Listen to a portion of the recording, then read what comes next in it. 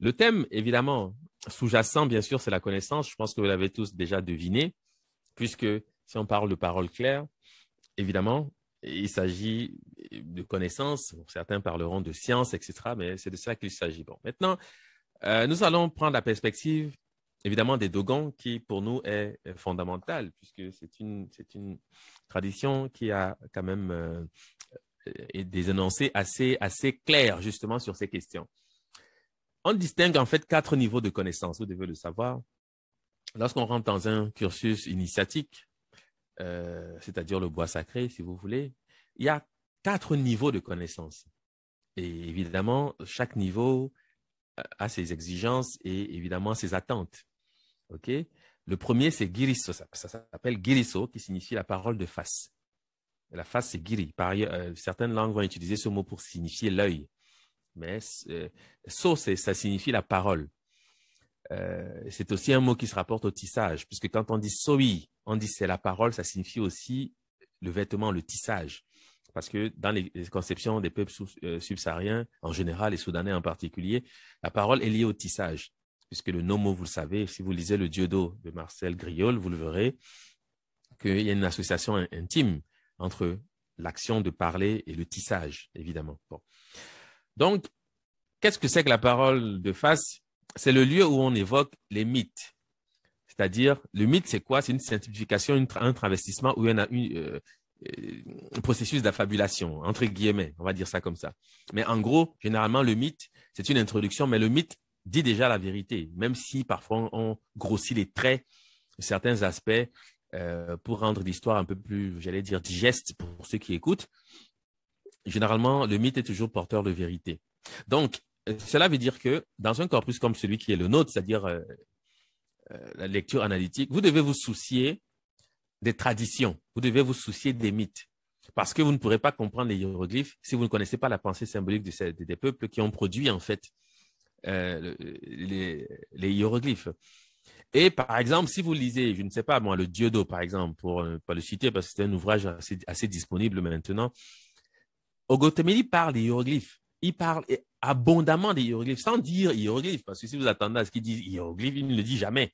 S'ils utilisent les mots, il parle de la parole, il parle des signes, qu'ils appellent soy d'ailleurs, ou toyi, dépendamment des dialectes dogon. Donc, il parle des hiéroglyphes, hein, parce que toute la science africaine est basée sur les signes. Sauf qu'il y a une manière d'appréhender la chose, et bon, je voulais quand même attirer votre attention là-dessus. Et donc, vous devez vous préoccuper des mythes. Je sais que c'est une école, c'est une façon aussi, parce que ça demande du temps, évidemment. Ce n'est pas des choses qu'on apprend comme ça facilement à l'école. Pourquoi on n'est même pas au courant de ce genre de choses habituellement?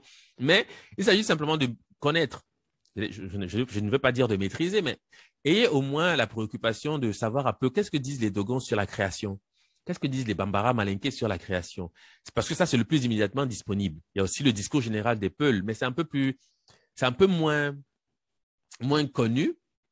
Parce que moins diffusé, à part Amadou Ampateba, ce serait difficile vraiment de trouver quelque chose de vraiment pertinent. Et encore que Amadou Ampateba, Tiano Bokar, son maître, était déjà musulman. Donc, même si c'était un grand savant, il y a toujours une facilité comme ça d'introduire des éléments de l'islam dans la tradition authentique. Et bon, parfois, ça peut créer quelques confusions. Mais chez les Dogons, non. C'est vraiment un discours typiquement soudanais. Typiquement, et chez les Bambara également, quand ils parlent de pharaon, il n'y a pas des incrustations, des intrusions, non, ça n'existe pas. Et il y a les auteurs que je vais nommer, qui sont généralement, ils ne sont pas africains, parce que ce n'est pas les Africains qui vont se préoccuper de ces questions. Enfin, dans les années tout au moins 50, 40, ce n'était pas le cas. Sauf que maintenant, j'espère qu'avec le travail que nous faisons, nous allons comprendre que c'est quelque chose de fondamental. Marcel Griol, évidemment, et son école. Germaine Diterline, Geneviève Calane-Griol, qui était la fille de Marcel Griol, Solange de Gannet, sont autant de personnes qui ont produit des ouvrages très importants sur ces questions. Et vous verrez que ce sont des auteurs que nous allons souvent solliciter dans ce cadre-là parce qu'ils ont fait un travail conséquent. Hein. On a beau dire, même s'ils étaient français, etc., ils ont travaillé sérieusement. Et pour beaucoup, ils maîtrisent la tradition. Hein. Je peux vous dire que, par exemple, une dame comme Germaine Diterline, quand elle parle des Bambara, il y a très peu de Bambara qui puissent parler de la tradition Bambara comme elle. Hein. Ça, c'est clair. Même si, évidemment, elle a eu affaire à des informateurs qui, eux, vont rester anonymes quand elle pourrait bénéficier de tout toute la gloire associée à, justement à ce grand discours sur les origines de la création. Mais c'est parce que c'est une chercheuse, si vous voulez, qui avait un peu plus de visibilité. Mais si nous avons la possibilité, il faut encore aller sur le terrain et parler avec les traditionnistes. Et vous verrez que c'est même rien en comparaison de ce qu'elle a pu glaner, parce qu'elle était quand même de toute manière perçue comme une étrangère. Voilà. Donc, c'est cela.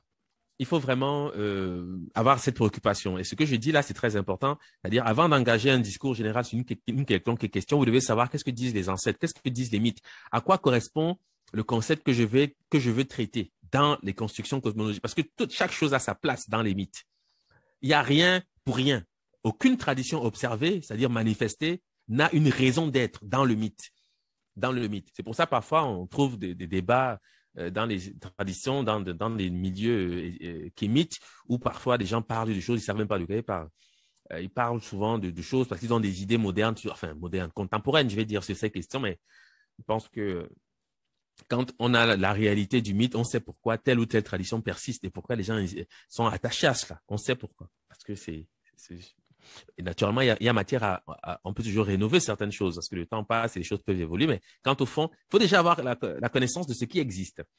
Donc, la parole de face, Giriso, c'est le domaine du mythe. Ensuite, Beneso, la parole de côté. Okay? Bene, c'est le côté, en Toro Sodogon. C'est l'explication approfondie de certaines parties des rites. Là, on commence à vous expliquer ce que vous avez entendu dans le mythe.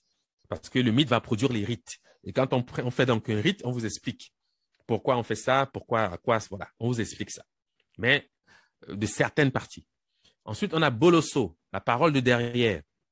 Okay? Synthèse s'appliquant à un vaste ensemble. Là, on rentre déjà dans la philosophie en quelque sorte. Okay? Et évidemment, nous avons au sommet, c'est Sodaï, c'est-à-dire la parole claire. La complexité ordonnée. Parce que là, c'est le domaine évidemment des grands initiés, des gens qui maîtrisent déjà tout ce qui précède. C'est-à-dire, ils ont la connaissance des rites, enfin, la connaissance des mythes, la connaissance des rites et la synthèse philosophique de tout ce qui concerne la société. Et c'est une parole claire que celle que donne, par exemple, Ogotemili dans le Dieudo. Comme il parle là, c'est très imagé. Il faut vraiment être dans l'esprit d'Ogon pour comprendre ce qu'il dit, parce qu'il utilise des images, des métaphores à chaque occasion pour expliquer des choses extrêmement importantes et extrêmement précises. Donc, il faut savoir les correspondances. Quand il parle de la fourmi, à quoi ça correspond dans l'esprit du Dogon? Quand il parle du scorpion, à quoi ça correspond dans la mythologie des Dogons? Quand il parle de l'araignée, quand il parle du tissage, quand il parle, etc. Donc, vous devez savoir élaborer ce type de correspondance pour avoir la parole claire, pour comprendre exactement ce qu'il dit. Parce qu'il dit des choses très importantes, très, j'allais dire scientifiques au sens littéral du terme, mais en utilisant des métaphores qui dans l'univers soudanais, ont un sens. Parce que quand on parle du fonio, par exemple, c'est-à-dire cette céréale, il faut savoir qu'en réalité, nous parlons de l'atome. Mais il faut encore comprendre cela. Donc, si vous vous limitez à la céréale, vous n'allez jamais comprendre qu'en réalité, il parle de choses beaucoup plus précises. Donc, c'est cela. Donc, la parole claire, c'est donc la manière d'exposer avec clarté, finalement, ce qu'on appelle la complexité ordonnée. C'est-à-dire, c'est complexe, mais ce n'est pas si complexe que ça. Parce que si vous avez une connaissance de ce qui précède, c'est-à-dire Giriso, Beneso, Boloso, bon, les choses paraissent plus claires, mais naturellement, c'est un cheminement. OK? Voilà. Donc, ça, voilà ce qu'on appelle la parole claire, c'est la complexité ordonnée, Sodai. La parole claire qui vient après la parole de face, la parole de côté, la parole de derrière. Voilà. Donc, comme je l'ai dit en introduction, donc ce que vous avez dans le Dieudo, qui est cet ouvrage qui a été enregistré par Marcel Griot, c'est la parole claire, c'est la complexité ordonnée. Donc, si vous voulez avoir une idée de ce qu'on appelle la parole claire, vous devez vous familiariser avec cet ouvrage. Et je peux vous assurer, bon, a priori, vous n'allez pas tout comprendre, c'est évident, parce que naturellement, tout cela part de certains éléments qu'il faut déjà savoir. Mais bon, on va le comprendre, parce que si j'en parle, c'est parce que nous avons les outils pour le comprendre. Pour comprendre ce que c'est que la parole claire et voilà, comment parvenir justement à donner tout cela. Et pour ce faire, nous allons donc utiliser un exemple aujourd'hui.